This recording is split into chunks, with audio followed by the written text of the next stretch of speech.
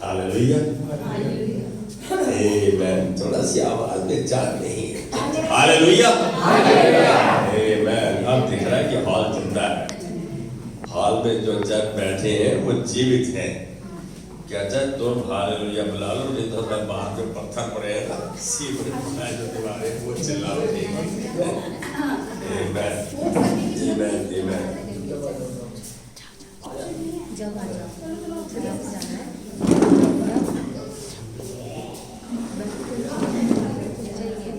क्या मैं बोल सकता हूँ? आपकी परमिशन है उसको आज। Thank you. यहाँ जितने जन बैठे हैं सबकी शक्लें ढांचे सबके अलग है। देखते हो आप कितने बेकार से हो और 5 साल बाद बोलो आपको देखो क्या करते हैं आप सब। प्रभु के हाथ की रचना है, यूनिक है, अद्भुत है, प्रभु के स्वरूप में बनाए गए हैं। तो बनाए तो गए हो, कर क्या रहे हो? है बहुत क्लेम करते हैं प्रभु तेरे स्वरूप में बने, आप तेरी रूपरेखा में बने, तेरे चरित्र में बने, तो कर क्या रहे हो तुम? किस मकसद से बने हो पता है तुम्हें? You are shaped for serving. आप सेवकाई के लिए बनाए गए हो। Serving God and serving one another. Can you say amen with me? Amen. Amen. ध्यान से सुनना। आज थोड़ा सा मैसेज हो सकता है 5-7 मिनट एक्स्ट्रा हो जाए, कोई बात नहीं। परमेश्वर का वचन है। अरे जो अंदर जाएगा वही बाहर आएगा। What goes in is what comes out. If garbage in is garbage out. यदि गंद अंदर जाएगा तो गंद बाहर आएगा। परमेश्वर का वचन अंदर जाएगा तो परमेश्वर की सामर्थ, उसके चमत्कार बाहर आएंगे। हम सब इस संसार में क्यों है? मैं बार बार इन बातों पर जोर देकर ऐसे ही समाचार को प्रभु के वचन से आपके पास लेकर आऊंगा। हम इस संसार में क्यों है? हमारा मकसद क्या है? क्या दिनचर्या से दिन प्रतिदिन गुजरना ही हमारा काम है, हमारा कार्य है? लोग जाना बस सवेरे उठे नहाए धोए, प्रभु तेरा धन्यवाद साहब जो प्रभु आज के सामर्थ्य अपना बेचारी की तरह कुछ थोड़ा मांगा और अपना रोटी वोटी लेके बना कर चल दिए। शाम को आए सके टूट जाए, चाय पियोगे? अच्छा क्या लोगे? और रात को अपना खाना वाना गृहिणी ने बनाया, परिवार ने खाया। यदि अच्छा था तो ठीक था, और यदि बेकार था तो मुड़काट सी आता है। ये कंप्लेंट करने की वो बेसन में इजरायलियों की आदत थी। अरे लहसुन था, प्याज था, अदरक था, मटन मिलता था। प्रभु क्या है? आज एक बात जानो कि जो कुछ आज तुम्हारी झोली में प्रभु ने डाला है सबसे उत्तम है, सबसे उत्तम। Are we thankful to him? क्या हम उसके प्रति धन्यवादित हैं? क्या मैं उस मकसद को पूरा कर रहा हूं जिसके लिए रचा गया हूं? सोचो अपने अंदर, ध्यान से सोचो। क्या उस मकसद को पूरा कर रहा हूं जिस मकसद से परमेश्वर ने मुझे रचा है? अभी किसी का जवाब नहीं आया, कोई बात नहीं, आज जवाब मांगूंगा नहीं। अपने आप में आकलन करने की जरूरत है। शायद हमारे पास हर प्रश्न का उत्तर ना हो, शायद हमारे पास दलील अपील हो, हर प्रश्न का उत्तर ना हो, लेकिन प्रभु के वचन में जरूर है। Can you say amen with me? प्रभु के वचन में जरूर है। पहला कुरिन्थियों 3:5 और 6। देखो आज जो वचन आएगा उसमें आप प्रश्न करो, फिर उसका वचन आएगा, फिर प्रश्न करो, आपके उत्तर आते जाएंगे। आप प्रश्न करोगे who, whose, whom, where, which, where, why, how, जब प्रश्न करते हो तो उनके उत्तर सामने उभरने लगते हैं। आप प्रश्न करो। पहला कुरिन्थियों 3:5 और 6 कह रहा है कि कौन पढ़े हुए है? किसी ने बोला हुआ है? थोड़ा पढ़े, अच्छा लगेगा। आपके सम्मिलित रहे, थोड़ा मैं भी देखूं आप एक्शन में है। यस, सोमा ने बोल रखा है 3:5 और 6। अपोलोस क्या है और पौलुस क्या है? केवल सेवक जिनके द्वारा तुमने विश्वास किया, जैसा हर एक को प्रभु ने दिया।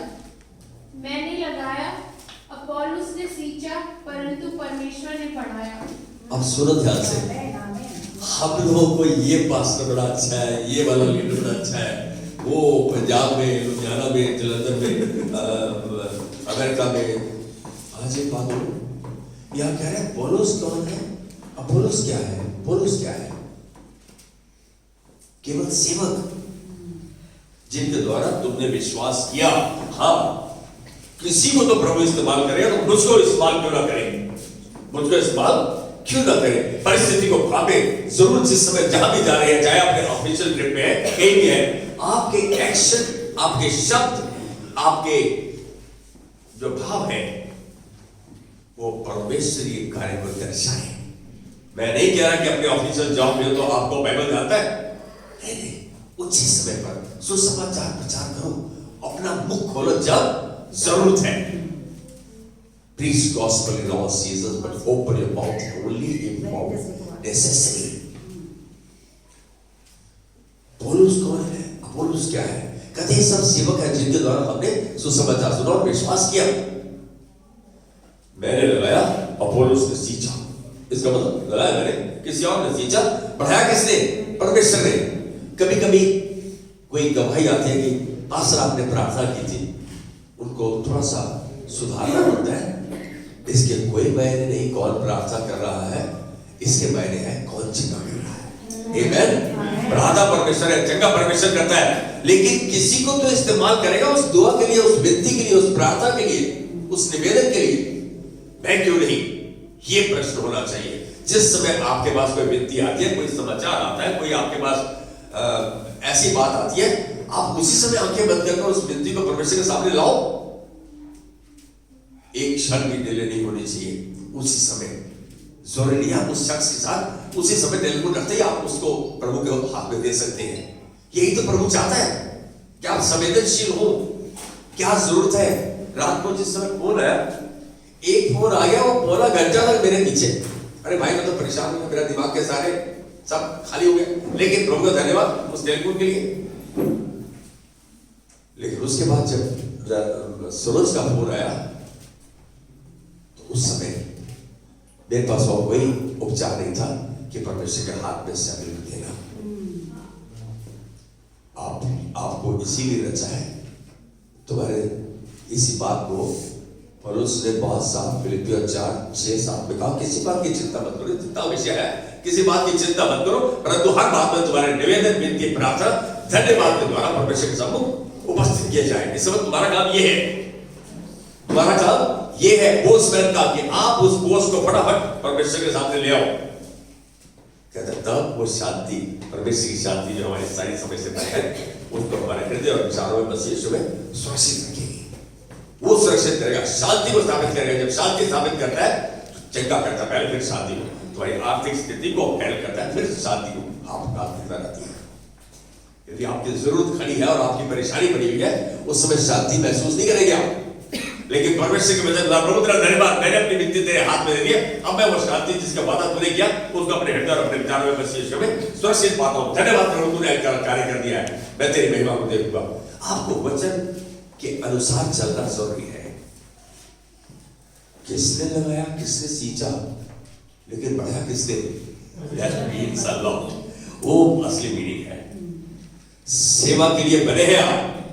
किसके लिए? सेवा के लिए बने हैं आप। Accept your assignment, accept your responsibility. जो कार्यभार परमेश्वर ने दिया है और जो जिम्मेदारी है, उसको समझो, उसको ग्रहण करो। मालूम है, हम कई बार तर्क वितर्क करते हैं, तर्क वितर्क करने से पहले हम विनती को परमेश्वर के हाथ में दे दें। तर्क वितर्क जरूरी नहीं है, उससे हमें सफाई जरूर मिलती है वचन से, तर्क वितर्क से, लेकिन विनती जो प्रार्थना है वो परमेश्वर के हाथ में देना हमारा मुख्य कार्य होना चाहिए। इफिसियों 2:10 का बी पार्ट ये देखें। इफिसियों 2:10 पे पढ़ेगा प्लीज। थोड़ा सा अलग हो, बाइबल को खुला रखो। क्योंकि हम उसके बनाए हुए हैं और मसीह यीशु में उन भले कामों के लिए सृजे गए हैं, जिन्हें परमेश्वर ने पहले से हमारे करने के लिए तैयार किया। अरे परमेश्वर ने पहले से ही आपके करने के लिए तैयार किया हुआ है इसको।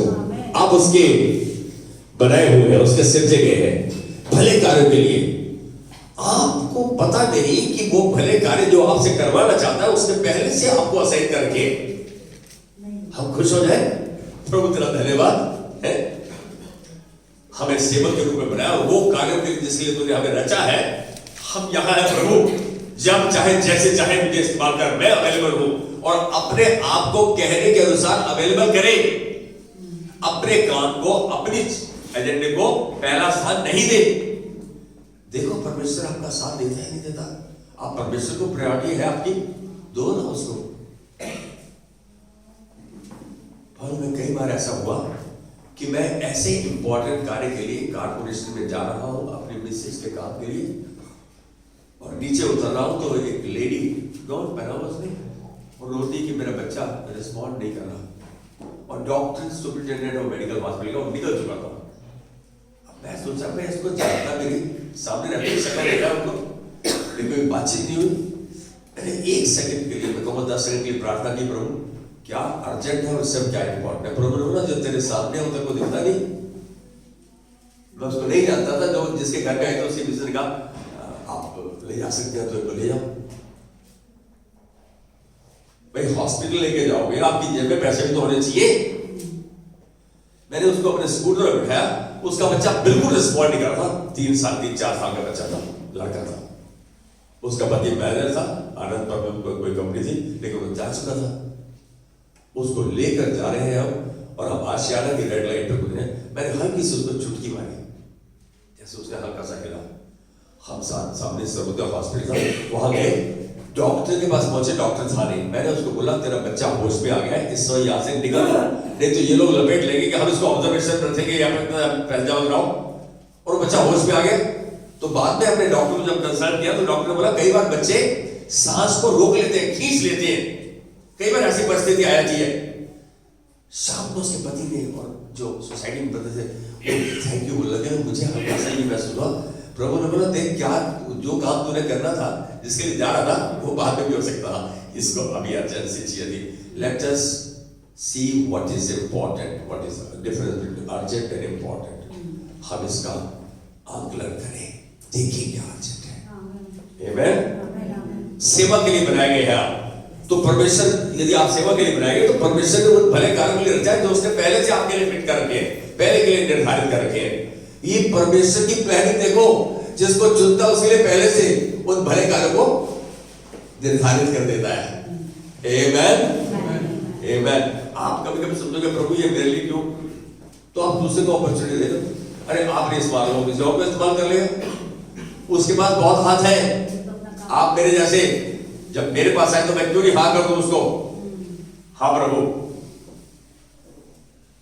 इस जो 3 का यहाँ पर देख रहे हैं कि परमेश्वर ने पहले ही उसको रचा गया है। हमें जो कुछ कार्यभार दिया जाए उसको ग्रहण करते हुए, स्वीकार करते हुए कार्य कुशलता से पूरा करें।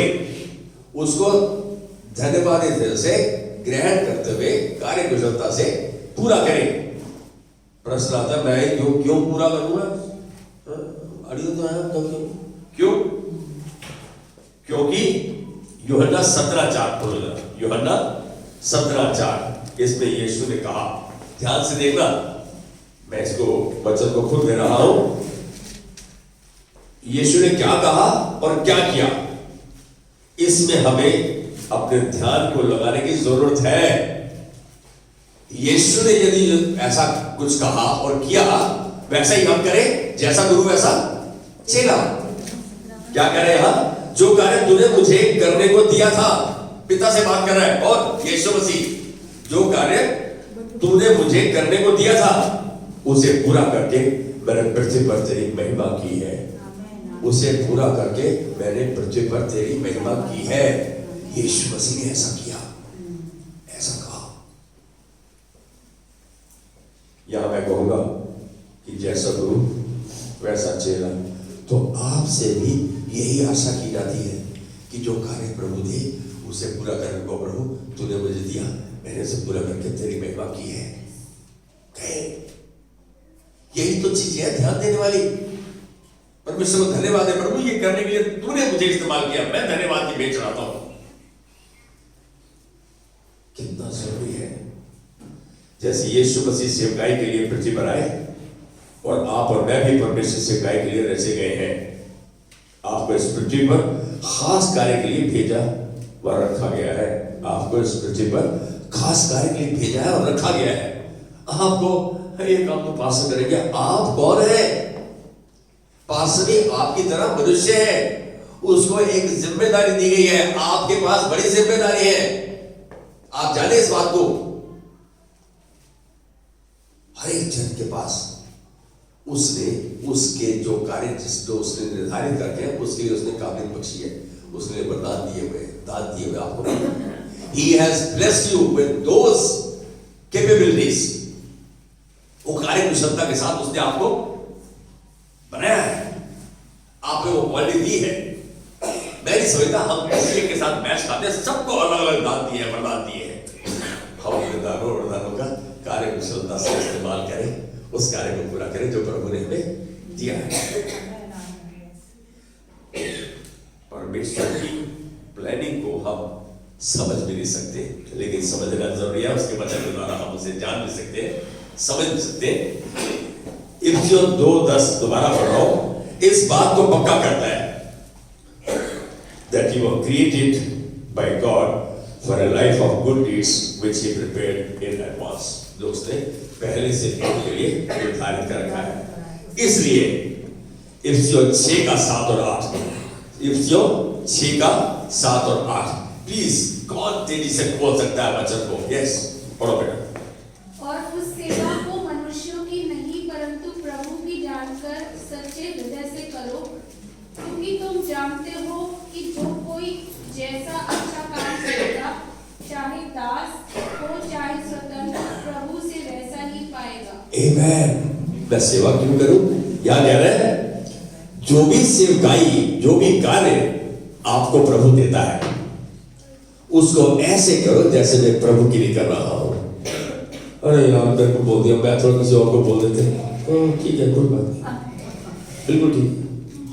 आपको एक सच बात बताऊं, एक समय था जबकि देखा गया कोई काम जिसको बोला गया तो एक्सक्यूज कहूं या अपनी असलियत को बता रहे। मेरे को प्रभु ने कहा कि तू बोल, प्रॉमिस कर अपने अगुआ से कि जो कोई भी नहीं करेगा मैं करूंगा उसको। आज मैं कैसा हूं, इसका भाग्य मेरा है कि कोई भी काम ऐसा जो कोई नहीं करना चाहता मैं करने को तैयार हूं। क्यों नहीं तो क्यों नहीं आप? एक दिन की बात है, घर में कंस्ट्रक्शन काम हो रहा था रिपेयर का काफी, और उसने मेरा जन्मदिन भी था।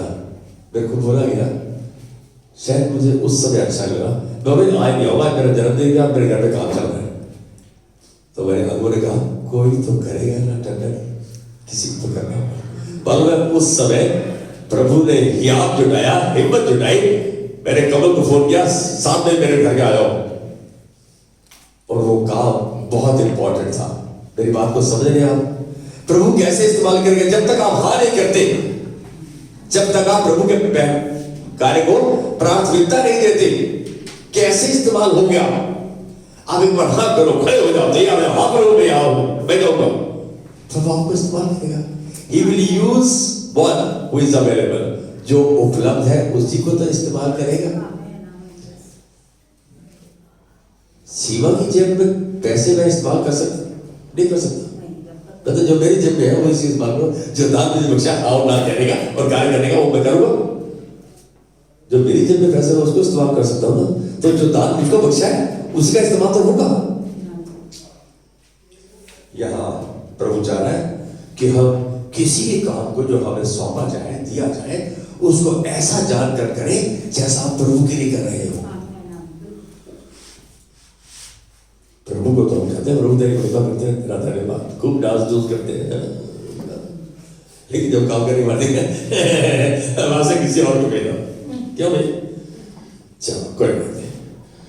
कह रहा है कि ऐसा क्योंकि तुम जानते हो कि जो कोई जैसा अच्छा कार्य करेगा, चाहे वो दास हो या स्वतंत्र, प्रभु से वैसा ही पाएगा।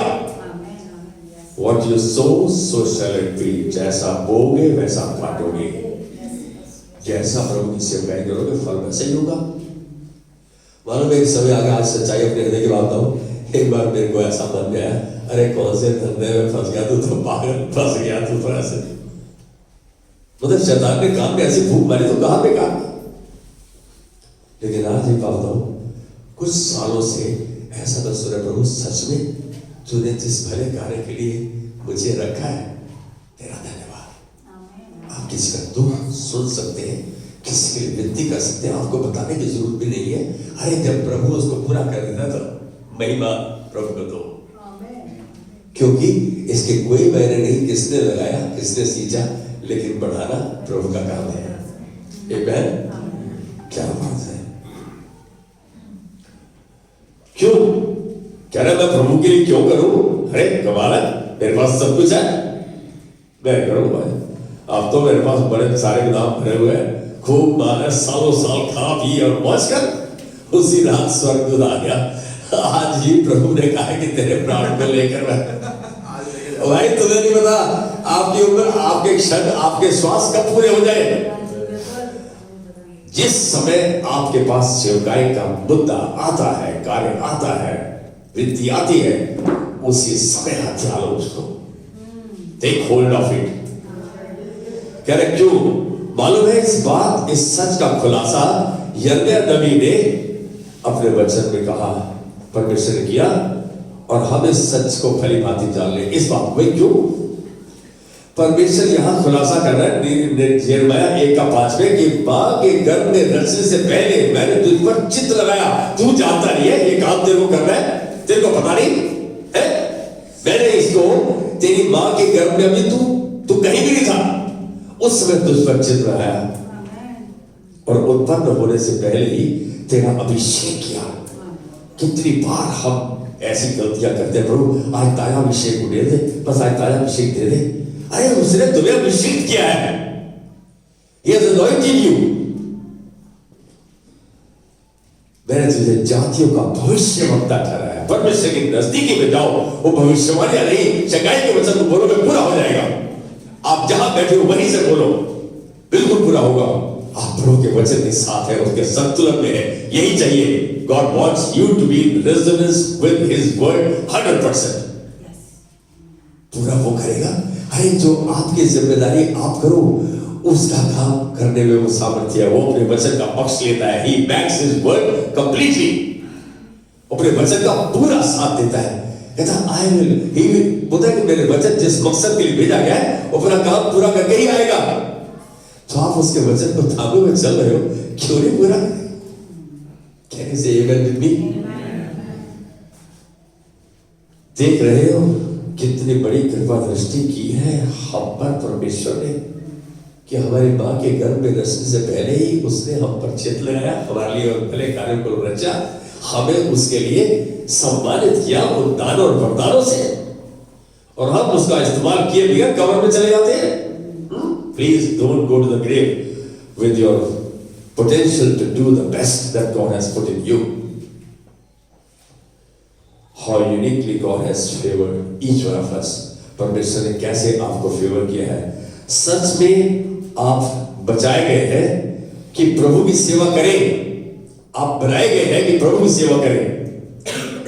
आप सेवा के द्वारा नहीं बचाए गए, आप सेवा के द्वारा नहीं बचाए गए, लेकिन आप सेवा के लिए बनाए और बचाए गए हो। कैन यू से आमेन? सेवा के द्वारा नहीं, सेवा के लिए बनाए गए और बचाए गए। आमेन। दूसरा तिमोथियस 1:9 का बी पार्ट देखेंगे। 2 तिमोथी चैप्टर 1 वर्स 9 का बी पार्ट यहां कह रहा है, यह परमेश्वर है जिसने हमें बचाया और चुना अपने ही मकसदों के लिए। मैं कह रहा हूं परमेश्वर जिसने बचाया और चुना मकसदों के लिए, इसलिए नहीं कि हम इसके लायक हैं। No no no no no, हाय कब कब सुना है लोग, मैं नहीं जाऊंगा, इसलिए नहीं कि हम इसके लायक हैं, लेकिन इसलिए कि यह उसकी योजना थी, यह उसकी योजना है, यह उसकी योजना थी, उसकी योजना है। Because He planned, He meditated upon you much before you were formed in your mother's womb। अपनी मां के गर्भ में रचने से पहले ये योजना परमेश्वर ने बनाई आपके लिए। हम अभी भी धन्यवाद नहीं है। Still you don't feel grateful and thankful to God for what He has done for each one of us।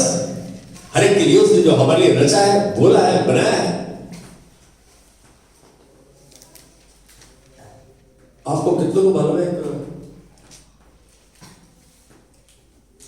देखो डीलर भी बना था अक्षय, एक वो प्रोडक्ट आते हैं ना एमबे का, मैं उसका डीलर बना। मालूम है उन्होंने कहा कि ऐसे ऐसे वीआईपी बंदों को लाना है, 3,000 रुपए जिसकी एंट्रेंस फीस है।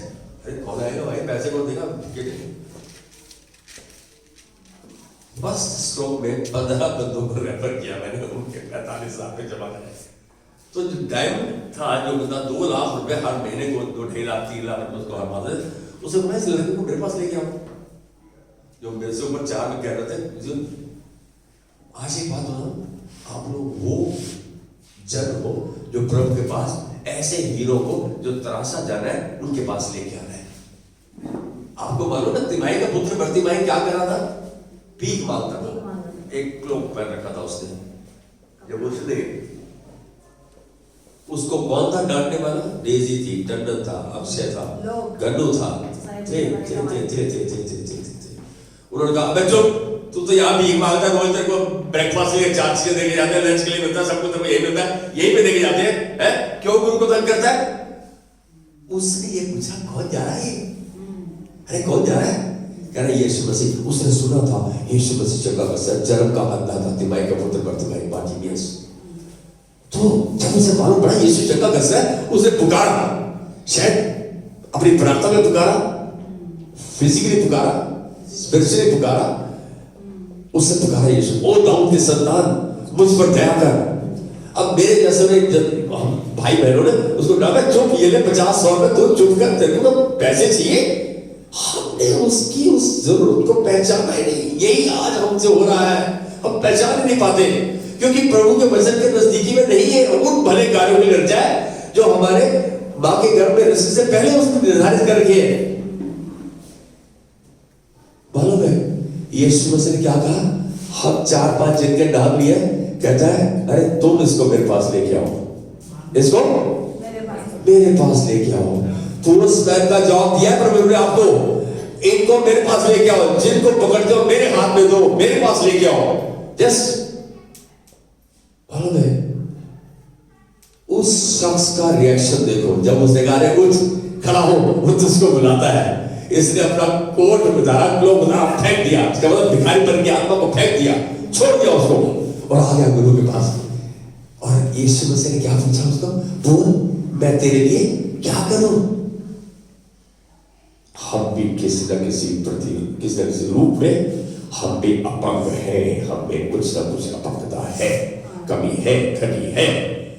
तो जब उससे पूछा, उसको पता था कि उसको क्या चाहिए। कहता है प्रभु ये कि मैं देखने लगूं।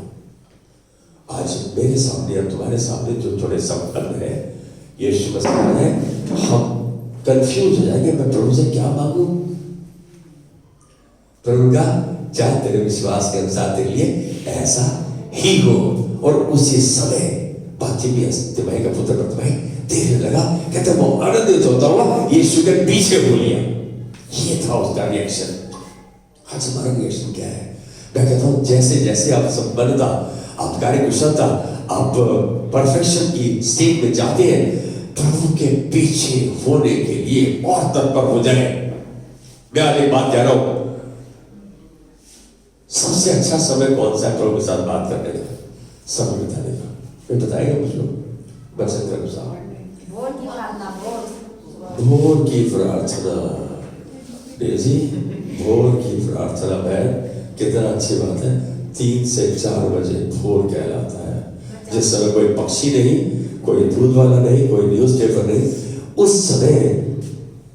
मतलब कई बार मैं एक शख्स को बहुत पसंद नहीं करता, लेकिन पसंद इसलिए करता हूं कि 3-4 बजे वो आपको मैसेज कर रहा हो, उसका प्रार्थना देखो, आप बात को जानो।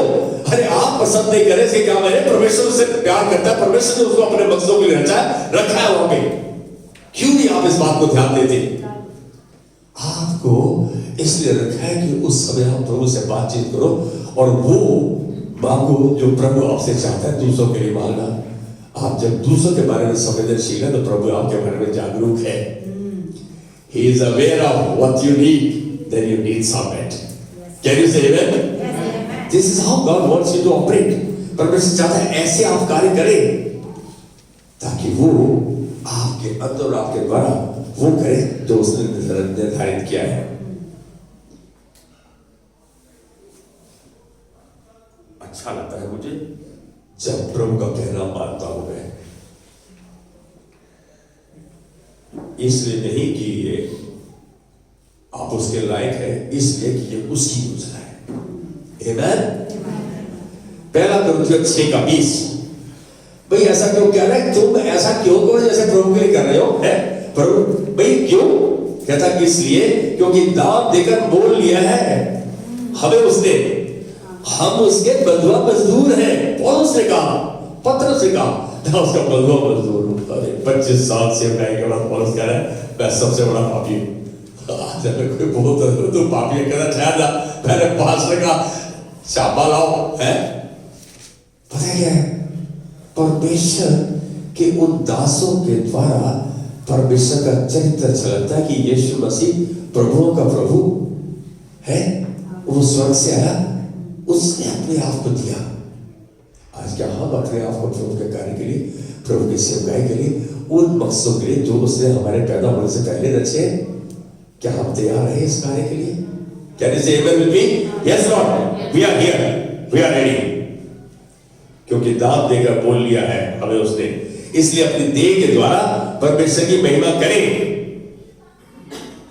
इस संदर्भ में प्रेरित पौलुस हमसे आग्रह करते हुए कह रहे हैं, पौलुस हमसे आग्रह करते हुए कह रहे हैं रोमियो 12:1 में, देखो कैसे एक एक कदम करके आपके पास सफाई आती जा रही है। कि क्यों? प्रेरित पौलुस क्या कह रहे हैं? इसलिए है भाइयों मैं तुमसे परमेश्वर की दया स्मरण दिलाकर विनती करता हूं, दया स्मरण दिलाकर विनती करता हूं कि अपने शरीरों को जीवित और पवित्र और परमेश्वर को भावता हुआ बलिदान करके चढ़ाओ। अपने देहों को जीवित, पवित्र और भावता हुआ बलिदान करके चढ़ाओ, वही तुम्हारी आत्मिक सेवा है। वही तुम्हारी आत्मिक सेवा है। आप और मैं आत्मिक जन है, या स्पिरिचुअल भी। हमारी आत्मिक सेवा ये है। यूहन्ना 3:14 को देखिएगा। पहला यूहन्ना 3:14, पहला यूहन्ना 3:14। प्लीज सब रीड इट। पहला यूहन्ना 3:14। हम जानते हैं कि हम मृत्यु से पार होकर जीवन में पहुंचे हैं। आमेन। हम मृत्यु से पार होकर जीवन में पहुंचे हैं। वाह। हाँ। क्योंकि हम भाइयों से प्रेम रखते हैं, जो प्रेम नहीं रखता वह मृत्यु की दशा में रहता है। अरे भाई बहुत अच्छे। हमारा एक दूसरे के प्रति, मैं इस बात को कहूंगा, हमारा एक दूसरे के प्रति प्रेम सिद्ध करता है कि हम मृत्यु से पार होकर जीवन में पहुंचे। आप प्रेम करते हैं तो एक दूसरे के लिए प्रार्थना भी करेंगे, प्रार्थना करेंगे तो उसकी जरूरत के समय में उसका साथ भी करेंगे। जब प्रेरित पौलुस की, यहां पर उदाहरण दे रहा हूं, जब प्रेरित पौलुस की सांस यीशु द्वारा चंगी की गई। ध्यान रखना, सेवा के लिए रचे गए आप। किसके लिए? सेवा के लिए, कराने के लिए, करने के लिए। जब पतरस की सांस यीशु द्वारा चंगी हुई, वह उसी समय उठ खड़ी होकर नए स्वास्थ्य वरदान के द्वारा यीशु की सेवा करने लगी। अच्छा हाई फीवर था उसको। Immediately she started serving him. Wow. Should we not take cue from this kind of instances? क्या हम ऐसे हादसों से सीखे नहीं? हम तो जब चंगे हो भी गए, प्रभु मैं थोड़ा देखता हूँ आएगा नहीं, बस अब कुछ हुआ नहीं। आपको क्या प्रभु कह रहा है? जितना तेरा रिश्ता है उसके साथ, उससे पूछना। पास्टर ने जो परमेश्वर ने जो पास्टर को रिस्पॉन्सिबिलिटी उसे उसके हाथ में दी। अब क्या तू विश्वास करेगा कि सच में प्रभु तूने मेरी प्रार्थना सुनी ना, मैं चंगा हो चुका हूं? Let's confess, let our confession be in total alignment with the word of God.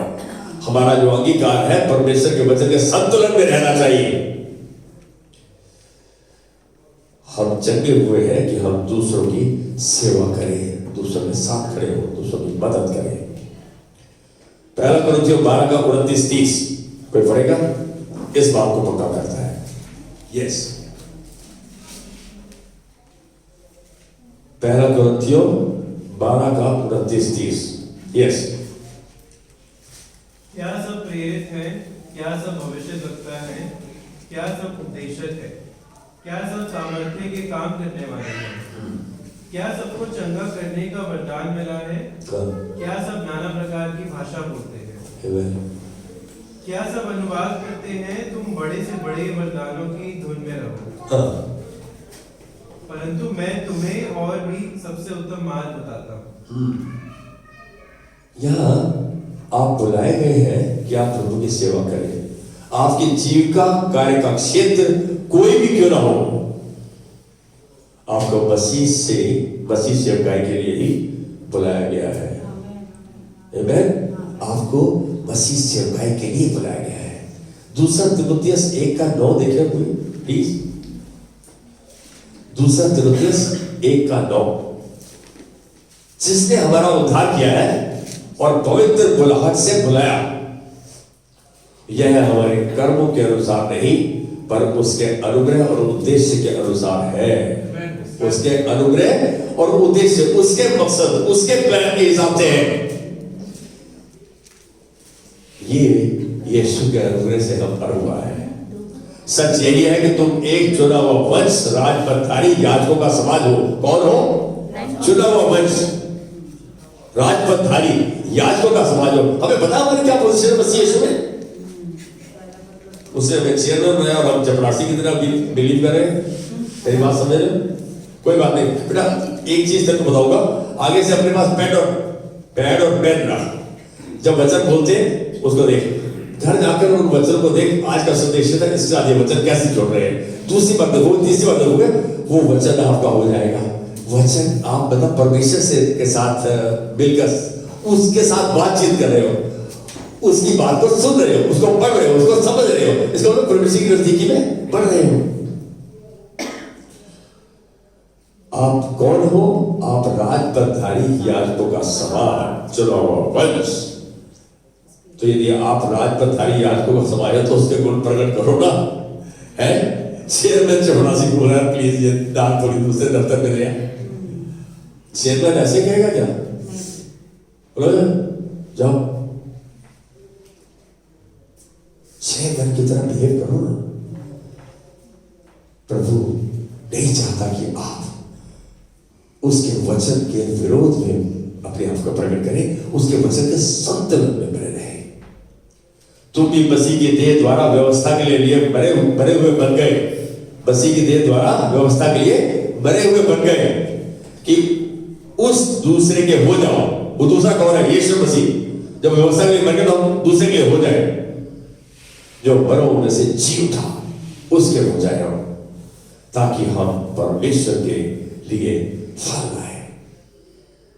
कलीसिया में आप सब मसीह की देह है। कलीसिया में आप सब मसीह की देह है। आप में हर एक अलग और जरूरी हिस्सा है। मालूम है कितना अच्छा उदाहरण प्रभु ने दिया एक देह को। इतने अंग, इतने ऑर्गन, इतने पार्ट्स होने के बावजूद एक दूसरे के साथ मिलकर काम करते हैं। तो यही प्रभु ने कलीसिया के साथ इस चीज को दर्शाया। हम भी एक दूसरे के साथ मिलकर काम करें, मेलजोल बनाकर, ताकि मसीह की देह सक्रिय रहे, उत्तम प्रदर्शन करे। मत्ती 20:28 कोई पढ़ेगा? देखो अब यहां मैं नए नियम पर आ गया हूं। यीशु मसीह क्या कह रहा है? 20:28 का क्लियर भी माना जो यस मैं पढ़ रहा हूं। यीशु ने कहा कि तुम्हारा स्वभाव, तुम्हारा रवैया मेरे जैसा हो, तुम्हारा एटीट्यूड मेरे जैसा हो, कि मैं मसीहा सेवा करवाने नहीं लेकिन सेवा करने व अपना जीवन देने के लिए आया हूं। बहुत बड़ी बात है ये। मैं मसीहा हूं, है, सेवा कराने के लिए नहीं, सेवा करने के लिए आया हूं, अपना जीवन देने के लिए आया हूं। तो यहां अभी AK-47 AK-56 बंदूक लेके आ जाए, कहता कौन विश्वास करते हैं? बाहर आ जाओ, एक को गोली से भून देंगे तुमको, है? यहां क्या करें तुम? रेजी क्या करेंगे उससे?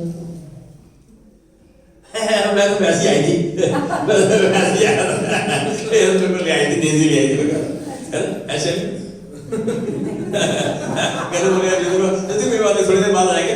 भैया आपने अभी आ रहे हैं। मेरे पास गोली मारो भाई, ऐसा है पास सामने खड़ा है, गोली के लिए सबके लिए सामने खड़ा है। आप प्रभु के साथ हाँ कहेंगे तो प्रभु बचाएगा, ये उसका काम है। वो नहीं भी बचाएगा तो भी हम उसके नाम को अंगीकार करेंगे, उसकी महिमा करेंगे। शैद्रक मेशक अबेदनगो ने यही तो किया। कैसे, किस भट्टी से, जिसने राजा नबूकदनेस्सर ने कहा तू जानता नहीं कौन तुझको बचाएगा, किससे कौन तेरे को बचाने आएगा यहाँ पे, तेरे को नहीं मालूम है। भट्टे में 10 मिनट बच्चा दबवा दिया और भट्टे में फेंकवा दिया, जिन्होंने फेंका वो मर गए। लेकिन शैद्रक मेशक अबेदनगो जिंदे चलते फिरते पाए गए। कहता है भट्टे को नीचा करो, डाउन करो, बंद करो, आपको बाहर निकालो, इनको निकाला। मैं एक बात कर रहा हूं, तुम्हारा विश्वास और तुम्हारा अंगीकार तुम्हें राजाओं और अधिकारियों के विचार तब्दील करने में सामर्थ्य बना देगा, दर्शाएगा, ऐसा कर देगा वो। कितना जरूरी है। यीशु ने कहा कि तुम्हारा रवैया मेरे जैसा हो कि मैं मसीहा सेवा करवाने के लिए नहीं, लेकिन सेवा करने के लिए और अपना प्राण जीवन देने के लिए आया हो। यह जान लो कि एक दिन परमेश्वर आपसे लेखा जोखा लेगा। परमेश्वर आपसे लेखा जोखा लेगा। हम बिल्ली बने हुए हैं, आंख बंद करके दूध पी रहे हैं, मुझको कोई नहीं देख रहा, मुझको कोई नहीं देख रहा। आप कितना समय, कितनी अपनी स्किल, कितनी अपनी एनर्जी, कितनी अपनी नाज अपने ऊपर और कितना समय, कितना स्किल दूसरों के ऊपर सेवकाई के लिए लगाते हैं। रोमियो 5:5 में ना पौलुस ने साफ कहा कि उसने पवित्र आत्मा की सामर्थ के द्वारा हम पे अपना प्रेम उड़ेला है। उस प्रेम का कितना इस्तेमाल किया आपने, इसका लेखा जोखा जरूर लेगा। यहां पर हमें इस बात का ध्यान रखना है कि वो लेखा जोखा आपसे लेगा। मरकुस 8:35 पे पढ़ते, अच्छा लगेगा उसको।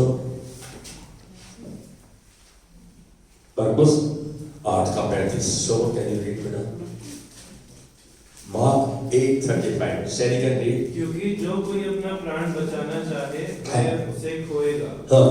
और जो कोई मेरे और सुसमाचार के लिए अपना प्राण खोएगा वह उसे बचाएगा। अरे भाई, इसका मतलब जो बचाना चाहेगा वो खो बैठेगा, जो खो देगा वो बचा लेगा। अरे वो बचाएगा उसको। बहुत अच्छी, कितनी अद्भुत बात है। थोड़ा उल्टी सी स्टेटमेंट दिख रही है ये, थोड़ी स्टेटमेंट में थोड़ा सा ऐसा दिखता है कोई गलत कह दिया शायद यीशु मसीह ने, है। यीशु के मुख्य कथन पर ध्यान दो। जो दूसरों के लिए अपना जीवन सुसमाचार में देगा वह जीवन के सही रहस्य को जान लेगा, जीवन के सही सीक्रेट्स को जान लेगा। रोमियो 2:8 में जो अपने ही लिए जीते हैं परमेश्वर का कहर उन पर बरसेगा। ये बात को थोड़ा नोट कर ले, जो अपने लिए ही जीते हैं परमेश्वर का कहर उन पर बरसेगा। खाना बनाते में दूसरे को खिलाकर आनंद आता है, खुद खा के पहले 2-3 कटोरियां खुद सड़क ले और फिर उसके बाद में अब तक लो।